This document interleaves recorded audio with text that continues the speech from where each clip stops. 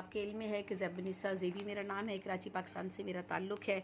और हज के हवाले से जी ये प्रोग्राम मैं ब्रिटिश पाकिस्तानी वुमेन सोसाइटी के पेज पर कर रही हूँ और दबिस्तान इल्म व अदब के उन्वान से इनके मौज़ूआत के तहत ये मैं प्रोग्राम करती हूँ।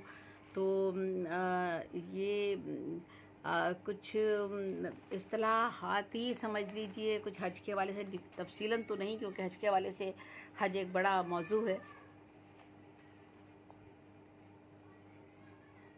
रिकरेक्टिंग पे चला गया जी। हज एक बड़ा मौजू है जिसके ऊपर मैं अलग से हज के हवाले से तो कई प्रोग्राम करना चाह रही थी, 2 या 3 अलग अलग अंदाज में प्रोग्राम करना चाहती थी, लेकिन शायद मुझे मोहलत ना मिल सके। तो मैं कोशिश कर रही हूँ कि बहुत मुख्तसर से अंदाज में हज के हवाले से और जो दीगर इस्तिलाहात हैं इस्लामी, उनके हवाले से कुछ मुख्तसरन आपको यहाँ पर बता सकूँ और बात कर सकूँ। तो सदियाँ गुज़र गईं, आज भी इस्लाम के परस्तार हज़रत इब्राहीम अलैहिस्सलाम की पुकार पर लब्बैक कहते हैं। और ज़िलहज का मुबारक महीना शुरू होते ही दुनिया के हर गोशे से अल्लाह के परस्तार और अल्लाह के रसूल सल्लल्लाहु अलैहि वसल्लम के उम्मती सरज़मीन हिजाज़ पर पहुंचना शुरू हो जाते हैं। मशरिक़ व मग़रिब, शुमाल व जनूब से रब्बुल आलमीन के शहदाई और रहमतुल आलमीन के फ़िदाई लाखों की तादाद में फ़रीज़ा हज अदा करने के लिए सरज़मीन अरब पे कदम रखते हैं, जिन्हें आसमानी बादशाहत के मलाइक और अपने नूरानी परों के दोष पढ़ लेने के लिए तैयार होते हैं। जो मखलूक की बादशाहत छोड़कर खालिक की हुकूमत में दाखिल होते हैं, इनमें हर शख्स पुकार कर कहता है, ए हमारे हकीकी बादशाह, हमने तेरी बादशाहत कबूल की, बस हमारे गुनाह माफ़ कर दे, हमारे ऐबों पर पर्दा डाल दे, अपने नेक बंदों के साथ हमारा ख़ात्मा कर। तूने अपनी मनादी करने वालों को ज़बानी हमसे जो वादे किए थे वो पूरे कर, और अपनी आखिरी बादशाहत में भी हमें ज़रूर ख्वार ना कर, तो अपने वादों से कभी नहीं टलता। और सरज़मीन हिजाज़ पर कदम रखते ही आज़मीन हज जद्दा से मक्का रवाना हो जाते हैं और उनके दिल बारगाह इलाही में झुकने के लिए बेताब और आँखें खाना काबा की ज़ियारत के लिए बेचैन रहती हैं। यही दिन सबसे बड़े हैं क्योंकि इनकी ही दिनों में दुनिया की सबसे बड़ी इबादत ज़हूर में आई। इसकी याद ना तो कौमों से वाबस्ता है ना नस्लों से, बल्कि ये तमाम कुर्राए अर्ज़ की एक आम और मुश्तरक अज़मत है जिसको इस वक्त तक नहीं भुलाया जा सकता जब तक इसकी सच्चाई, नेकी और कुर्बानी की ज़रूरत है, जब तक इसकी ज़मीन अपनी ज़िंदगी और बका के लिए अदालत और सदाकत की मोहताज है। और यहाँ मैं हरम के सदर दरवाज़े का भी थोड़ा सा जिक्र कर देती हूँ और उसका भी अक्स आपके सामने पेश कर देती हूँ, लफ्ज़ी अक्स पेश करती हूँ। ये जो है मुक़द्दस यादगारों का वसी ज़ख़ीरा है। हरम का सदर दरवाज़े की बात कर रही हूँ। या अल्लाह मुझको इसमें जो है ये हरम का सदर दरवाज़ा, इसके बारे में, या अल्लाह मुझको इसमें सुकून व करार दे और मुझको इसमें जलाल रोज़ी दे। ए अल्लाह, ये शहर तेरा शहर है और ये घर तेरा घर है। मैं हाजिर हुआ हूँ तेरी रहमत की तलब के लिए और तेरी अताअत के इरादे से, तेरे हुक्म की पैरवी करते हुए और राज़ी होकर तकदीर पर और तुझसे इस परेशान हाल की तरह सवाल कर रहा हूँ जो तेरे अज़ाब से डरता है। तू अपनी माफ़ी के साथ मेरा उज़्र कबूल फरमा और अपनी रहमत के साथ मुझको दरगुज़र फरमा और मुझको दाखिल फरमा अपनी जन्नत में। और इसके बाद मुताफ़ का ज़िक्र करती हूँ कि मुताफ़ क्या चीज़ है। बैतुल्लाह के चारों तरफ उनकी हदूद को जहाँ तवाफ़ किया जाता है मुताफ़ के नाम से याद किया जाता है, और बैतुल्लाह के गिर्द चक्कर लगाने का नाम जो है वो तवाफ़ है। तो तवाफ़ और मुताफ़ में मैंने आपको फ़र्क बताया कि बैतुल्लाह के चारों तरफ उनकी हदूद को जहाँ तवाफ़ किया जाता है मुताफ़ के नाम से याद किया जाता है, और बैतुल्लाह के गिर्द चक्कर लगाने को तवाफ़ कहा जाता है। तो ए अल्लाह, अपने इस मुक़द्दस घर की अज़मत व इज़्ज़त, शराफ़त व हैबत में तरक्की फ़रसा और हज या उम्रा करने वालों को भी शराफ़त, इज़्ज़त, अज़मत और नेकी अता फ़रमा। ए अल्लाह, तेरे ही नाम सलाम है और सलामती तेरी ही है, तेरी ही तरफ से है। तू हम पर सलामती भेज। मैं इस मुक़द्दस घर के रब से पनाह मांगता हूँ और कर्ज़े से, मोहताजी से, सीने की तंगी से और कब्र के अज़ाब से। तो जब हम तवाफ़ करते हैं तो जो दुआएं पढ़ते हैं वो उनके तराजिम के साथ मैं आपको बता रही हूँ भी। इसके बाद यहाँ पर जब हम तवाफ़ करते हैं तो हिजर अस्वद की बात भी कर रही हूँ। हजर अस्वद इस वक्त इस पाक पत्थर को जन्नत से उतारा गया है। हर तवाफ़ पर इसे बोसा दिया जाता है। इसी मकाम से तवाफ़ शुरू होता है और इसी मकाम पर ख़त्म होता है। और यहाँ पर ए अल्लाह मुझे इल्म नाफ़े नसीब फरमा और वुसअत अफ़राक़ी के साथ रोज़ी अता फरमा और हर बीमारी से शिफ़ा दे। और ज़मज़म जो आब ज़मज़म है, ज़मज़म यहाँ का मुतबर्रिक पानी है। हज़रत इस्माईल अलैहिस्सलाम की याद को ताज़ा करता है। यहाँ का पानी 3 सांस में खूब सैर होकर पीना चाहिए और अल्हम्दुलिल्लाह की दुआ मांगनी चाहिए। तो मैं बहुत मुख्तसरन बता रही हूँ, अगर मुझे मौका मिल गया तो मैं हज के हवाले से तफसीलन भी बात करूँगी। सफ़ा और मरवा का जब हम जिक्र करते हैं तो जबल सफ़ा और जबल मरवा के दरमियानी का हिस्सा और बैरूनी मंज़र अब तब्दील हो चुका है, पहले कुछ और था। जबल सफ़ा और जबल मरवा के दरमियानी हिस्से को 2 मंजिला इमारत अब वहाँ पर तामीर कर दी गई है और शदीद गर्मी से इसको अब महफूज कर दिया गया है। जहाँ फ़र्ज़दाने तौहीद सही करते हैं, जहाँ पर ये हज़रत हाजरा अलैहिस्सलाम की यादगार है, जबकि उन्होंने इस्माइल के लिए पानी की तलाश में बेताबाना 7 चक्कर लगाए थे सफ़ा और मरवा के दरमियान। उसी की ये यादगार मकाम है। मकाम इब्राहीम जालियों, यहाँ पर मकाम इब्राहीम भी है। जालियों में मुक़द्दस और मुतबर्रिक पत्थर भी अभी तक रखा हुआ है, जिस पर खड़े होकर हज़रत इब्राहीम अलैहिस्सलाम ने खाने काबा की तामीर फरमाई थी। और एक रवायत के मुताबिक इसे हज़रत जिब्राइल अलैहिस्सलाम ने तामीर काबा के वक्त हज़रत इब्राहीम अलैहिस्सलाम को पेश किया था। इसके बाद मिना का मैं ज़िक्र करती हूँ, कुछ इस्तिलाहाती के बारे में बता रही हूँ। 8 ज़िलहज को नौरानी सुबह ही से अल्लाह के शदाई मना रवाना हो जाते हैं, जहाँ 9 ज़िलहज की सुबह तक क़याम करते हैं। इस तरह 8 ज़िलहज को 5 नमाज़ें मिना में पढ़ी जाती हैं। हर शख्स की यही तमन्ना होती है कि मस्जिदुल हनीफ में नमाज अदा करे। रसूलुल्लाह सल्लल्लाहु अलैहि वसल्लम ने हज के मौके पर इसी जगह नमाज़ें अदा फरमाई थी। एक हदीस पाक के मुताबिक मस्जिदुल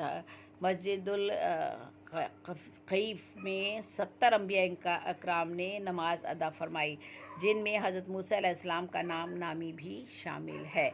और ये 8 ज़िलहज की सुबह का वक्त होता है और यहाँ जो है अल्लाह के शदाई जो है मन्ना के मकाम पर जो है वो पहुँच जाते हैं और 9 ज़िलहज की सुबह तक यहाँ पर क़याम करते हैं। और गुस्ल बैतुल्लाह का तो हम सबको पता ही है कि गुस्ल बैतुल्लाह जो है वो गुस्ल दिया जाता है बैतुल्लाह को और इसका ग़िलाफ़ भी तब्दील किया जाता है। तो इसके बाद अरफात का ज़िक्र करना चाहूँगी कि 9 ज़िलहज का सूरज तुलू होते ही लाखों फ़र्जंदाने तौहीद मैदान अरफात की तरफ रवाना हो जाते हैं। आज से 1400 साल कबल रसूल बरहक हज़रत मोहम्मद सल्लल्लाहु अलैहि वसल्लम इसी मैदान में हज के लिए तशरीफ़ लाए थे।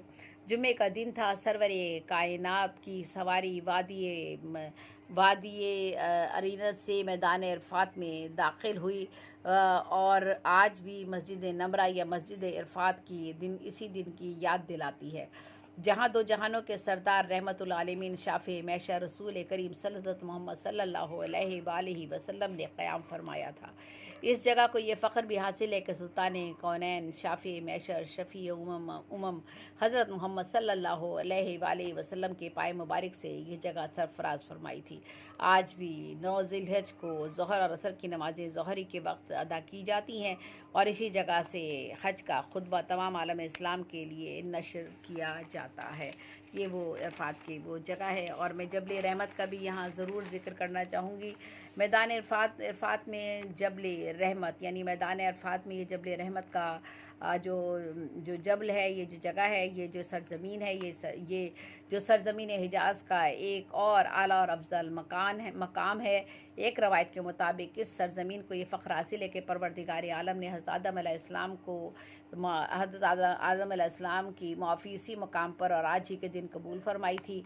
इसी मैदान में हज़रत हव्वा अलैहिस्सलाम से पहली मुलाकात हुई थी।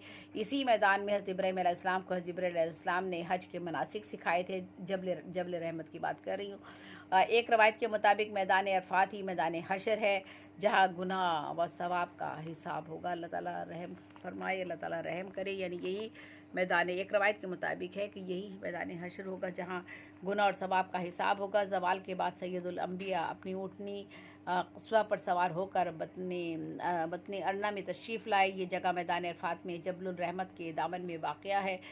और हम इसकी चार दीवारी और महराब इस मकाम की निशानदही करते हैं। चारों तरफ इसका जो जगह है जहाँ मौसिन इंसानियत सरवर दो आलम सैयदुल सकलैन हज़रत मोहम्मद सल्लल्लाहु अलैहि वसल्लम ने 9 ज़िल हज सन 10 हिजरी 1,40,000 फ़र्ज़ंदाने तौहीद को खुतबा इरशाद फरमाया था। और मेरा ख़्याल है कि उस खुतबे का भी मैं यहाँ पर ज़िक्र कर दूँ। हज्जतुल खुतबा अलग से क्या मैं उस पर बात करूँगी, मुनासिब है कि उसे अभी कर दूँ। आपने हज्जतुल खुतबा, जो आपका खुतबा हज्जतुल है, उसके बारे में मैं बता देती हूँ कि हम्द व सना बारी ताला के बाद आपने फरमाया, ए लोगों इक़्तिबास बत सुना रही हूँ, पूरा खुतबा तो नहीं। ए लोगों, मैं जो कुछ कहूँ उसे गौर से सुनो, शायद आइंदा साल इसके बाद फिर कभी यहाँ तुमसे मुलाकात ना हो सके। ए लोगों, तुम पर एक दूसरे की जानो माल ता क़यामत हराम है।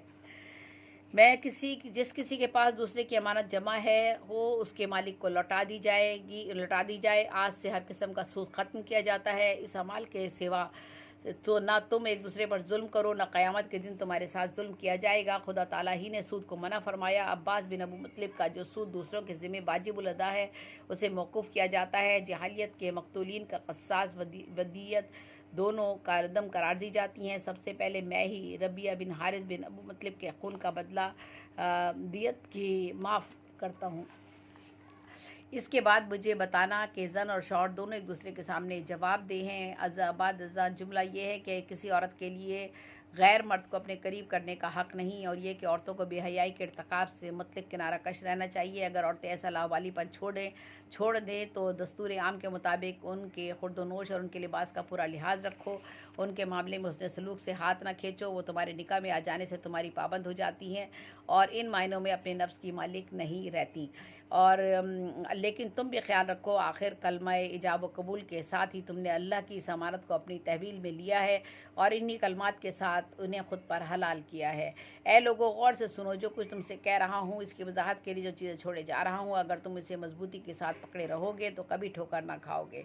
वो चीज़ बजाय खुद निहायत वाज़ेह है और वह खुदा की किताब और उसके रसूल की सुन्नत है। ए लोगों, मेरी बात गोश व होश से सुनो। देखो, हर मुसलमान दूसरे मुसलमान का भाई है और इस रिश्ते की वजह से किसी मुसलमान को दूसरे मुसलमान की किसी शय पर उसकी इजाज़त के बगैर तसर्रुफ़ रवा नहीं, वरना ये एक दूसरे पर जुल्म हो जाएगा। तो ये खुतबतुल हज्जतुल विदा में मज़ीद थोड़ा सा और भी बता देती हूँ। ए लोगों, तुम पर एक दूसरे की जान और इसी तरह माल ता क़यामत हराम है। जैसा कि आज के दिन इस महीने में तुम किसी की बेहुरमती नहीं कर सकते। आज के दिन और इस महीने में तुम किसी की बेहुरमती नहीं कर सकते। ए लोगों, बिलाशुबा तुम सब का परवरदिगार एक है और बिलाशुबा तुम सब के आबा व अजदाद एक थे। तुम सब के सब आदम से हो और आदम अलैहिस्सलाम मिट्टी से उठाए गए। अल्लाह की बारगाह में तुम में से ज़्यादा इज़्ज़तदार वो है जो तुम में से सबसे ज़्यादा साहिब तकवा है। याद रख लीजिएगा, साहिब तकवा। और तकवा पर मैं पूरा एक मजमून पेश कर चुकी हूँ। तकवा है बुराइयों से बचने का नाम। सुन लो, किसी अरबी को किसी अजमी पर कोई फजीलत है, ना किसी अजमी को किसी अरबी पर, ना किसी गोरे को काले पर, ना किसी काले को गोरे पर, सिवाय इसके कि तकवे की बिना पर सिर्फ फजीलत है। खुदाबंदा तो सुन रहा है कि मैंने अपना फ़र्ज़ अदा कर दिया। हर तरफ से आवाज़ें बुलंद हुई, या अल्लाह मैं गवाही देता हूँ, रसूलुल्लाह आपने अपना फ़र्ज़ अदा फरमा दिया। अरफात के मैदान में जब लोग जमा होते हैं, हक दुनिया के आसमान पर उतर कर फरिश्तों से फ़ख्रिया इरशाद फरमाते हैं, मेरे बंदे दूर दूर से परगंदा हाल आए हैं, मेरी रहमत के उम्मीदवार हैं। और अगर इनके गुनाह रेत के ज़र्रों के बराबर हों या बारिश के कतरों के बराबर हों या समंदर के झाग के बराबर हो, तब भी मैंने माफ़ कर दिए। और मेरे बंदो जाओ, मेरी बख्शिश लेकर चले जाओ। तुम्हारे भी गुनाह माफ़ हैं, जिनकी तुम सिफारिश करोगे उनके भी गुनाह माफ़ हैं। अला आलिमीन, शहनशाह अर्ज़ व समा, खाली के कौन व मका की रहमत जोश में है। फिर भर लो अपनी झोलियाँ उसके करम से, लूट लो दोनों जहानों की नेमतें उसके रहम से। मांग लो शफात, आज रब दो जहाँ के ने तुम्हारे गुनाह बख्श देने का वादा फरमाया है। इस वक्त जो तुम्हारी ज़बान से निकलेगा, अल्लाह के फ़रिश्ते उसे अपनी नौरानी परों पर उठाएंगे और दुआओं को अपने आगोश में लेकर आसमानों और ज़मीनों के मालिक के हजूर पेश कर देंगे।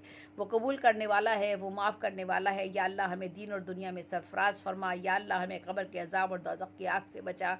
या अल्लाह हमें और हमारे माँ बाप को नमाज कायम करने की तौफीक अता फरमा। या अल्लाह हमारी और हमारे माँ बाप की ख़ताओं को बख्श दे। या अल्लाह हमें वो भलाई दे जो तुझसे तेरे ही नबी सल्लल्लाहु अलैहि वसल्लम ने मांगी, और इस चीज़ के शर से तेरी पनाह मांगते हैं जिससे तेरे नबी सल्लल्लाहु अलैहि वसल्लम ने मांगी। या अल्लाह हमारे दिलों में रसूल बरहक की मोहब्बत अता कर दे, उसकी सुन्नत पर चलने की तौफीक अता फरमा। या अल्लाह हमें रोज़े महशर नबी करीम सल्लल्लाहु अलैहि वसल्लम की शफ़ाअत अता फरमाना, उससे सरफराज फरमाना। या अल्लाह बीमारों को शफ़ा देना। या अल्लाह बेरोज़गारों को या रोज़गार देना। या अल्लाह बे औलादों को नेक औलाद देना। या अल्लाह हमारे बाजुओं में क़ुव्वत हैदरी देना ताकि हम अपने वतन की हिफाजत कर सकें। या अल्लाह हमारे ईमान में इस्तक़लाल देना, हम अपने कौम का सर फ़ख्र से बुलंद कर सकें। या अल्लाह हमारे इरादों में पुख्तगी देना ताकि हम तेरे नाम पर कुर्बान हो सके। आमीन। दश्तो जबल में लाखों फर्जंदाने तौहीद की दुआएं गूंज रही हैं। वो कौन सा समंदर है, वो कौन सा दरिया है, वो कौन सी नदी है जिसके पानी से अल्लाह के शदाइयों ने वज़ू न किया हो। आज यही शदाई, यही परस्तार, यही अजीज़ यकजा हो के अरब की पाक सरज़मीन पर वज़ू कर रहे हैं, जहाँ इस्लाम का ज़हूर हुआ, जिसकी पुकार अफ्रीका के सहराओं में बुलंद हुई, जिसकी सदा ला इलाहा इल्लल्लाह दीवारें चीन से टकराई। इस सरज़मीन के रहने वालों ने फ़क्र फ़ाका को हमेशा अपनी दौलत समझा, ज़ुहद व तक़वा को अपने अक़लीम का ताज व तख्त बनाया। बेनियाज़ी के लाजवाल ख़जानों में हमेशा कायम रहे, इल्म व हिकमत के बोरिए पर बैठकर दुनिया की सारी अज़मतों से बेपरवाह रहे।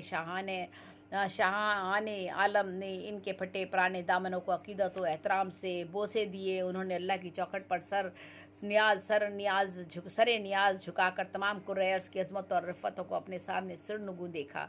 अल्लाह रब्बुल इज़्ज़त ने अपनी रहमतों के दरवाजे उन पर खोल दिए और दीन और दुनिया की तमाम नेमतें उन पर निछावर कर दी। जो ही सूरज की सुनहरी किरणों ने दामन समेटना शुरू किया, हज्जाज के काफ़िले मैदान अरफात से मुज़दलफ़ा की तरफ रवाना हो जाएंगे। मुज़दलफ़ा में ये मशरुल हराम के इस पाक मीनार की जानिब जहाँ हज़रत आदम अलैहिस्सलाम, हज़रत हव्वा अलैहिस्सलाम तमाम रात हुज़ूर इलाही में सरबसजूद रहे, परवरदिगार आलम की नेमतों का शुक्र अदा किया और रहमत की बख्शिश की दुआएं मांगी। इसी मुतबर्रिक मकाम पर हज़रत इब्राहीम अलैहिस्सलाम और हज़रत इस्माईल अलैहिस्सलाम ने इबादत इलाही की, और इसी मुक़द्दस मकाम पर सरवर कायनात हज़रत मोहम्मद सल्लल्लाहु अलैहि वसल्लम ने तमाम रात रब कौनैन की हज़ूरी में सरबसजूद रहे। आज भी अरफात से वापसी पर हज्जाज तमाम रात इसी मैदान में गुजारते हैं और हज़ूरी खुदाबंदी में दस्त दुआ रहते हैं। यहीं से शैतान को मारने के लिए कनकरियाँ भी चुनी जाती हैं। और आखिरी मरहला आ गया है, और ये है कि सुबह ही से हज्जाज मना में दाखिल होना शुरू हो जाते हैं। यही वो मकाम है जहाँ इब्लीस ने हज़रत इब्राहीम अलैहिस्सलाम और हज़रत इस्माईल अलैहिस्सलाम को कुर्बानी के वक्त बहकाया था, मगर इब्लीसी क़ुव्वत उनका रास्ता न रोक सकी और वे एक पाक मकसद की तकमील के लिए आगे बढ़ गए। आज लाखों फर्जंदाने तौहीद बड़े शैतान सर पर 7 कंकरियाँ मारते हैं, जिसके बाद कुर्बानी करते हैं, सर के बाल बनवाते हैं और एहराम उतार कर तवाफ़ काबा के लिए मक्का मुअज़्ज़मा चले जाते हैं। इस तवाफ़ को तवाफ़ ज़ियारत कहते हैं। 11 और 12 ज़िलहज को हज्जाज मना में क़याम फरमाते हैं और जमरा उला और जमरा वस्ती और जमरा अक़बा पर 7-7 कंकरियाँ मारते हैं। मना से फ़ारिग होकर हज्जाज फिर मक्का मुअज़्ज़मा आ जाते हैं और बारगाह रब्बुल इज़्ज़त में सरबसजूद होते हैं। अल्लाह के ये प्यारे मुख्तलिफ़ मकाम और मुख्तलिफ़ जत्थों मुख्तलिफ़ शक्लों में आए हैं, मगर सबके वजूद एक ही सफ़ में जुड़े हुए हैं, सबके चेहरे एक ही जानिब हैं, सबके दिल एक ही याद में मैव हैं, सबकी ज़बानों पर एक ही ज़िक्र है, सबका खुदा एक है, सबका ईमान एक, सबका मज़हब एक।